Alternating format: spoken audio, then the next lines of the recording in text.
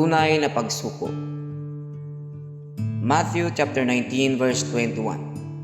Kung ibig mong maging sakdal, humayo ka. Ipagbili mo ang iyong tinatangkilik at ibigay mo sa mahihirap at magkakaroon ka ng kayamanan sa langit at pumarito ka, sumunod ka sa akin. Iyan ang tugon ni Kristo sa mayamang pinunong kabataan na gustong malaman kung ano ang dapat niyang gawin upang magkaroon ng buhay na walang hanggan. At ngayon, ano ang gusto ni Jesus sa kabataang lalaki? Gusto niya na ang lahat na nakawiwiling bigyan ng pansin ang marinig ang binata sa ganitong panalita at yumaon siyang namanglaw, sapagkat siya ay isang may maraming pag-aaral.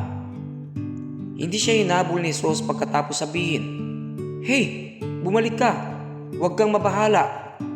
Nagsasalita ako sa pamagitan ng talinghaga. Kailangan mo lamang dalhin ang iyong mga ikapu at mga handog at ayos na yan." Hindi ang salapyang nagiging isang Diyos sa buhay ng kabataang binata at tanging ang ganap na pagsuko lamang ang katanggap-tanggap.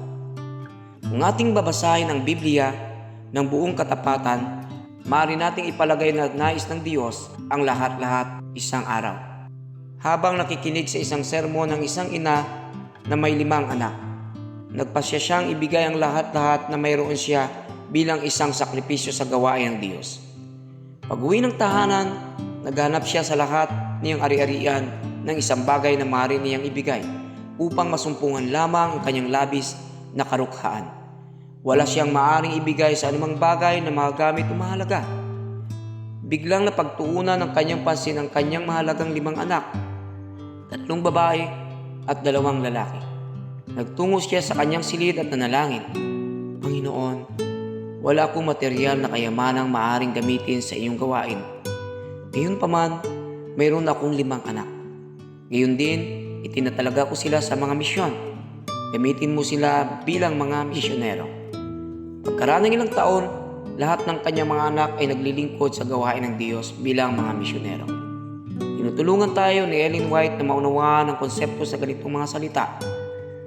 Sa sandali ng tagumpay, kapag ang lambat ay napuno ng mga isda at ang mga udyok ng lumang pamumuhay ay napakalakas, hiningi ni Jesus sa mga alagad sa karagatan na iwanang lahat para sa gawain ng Ebanghelyo.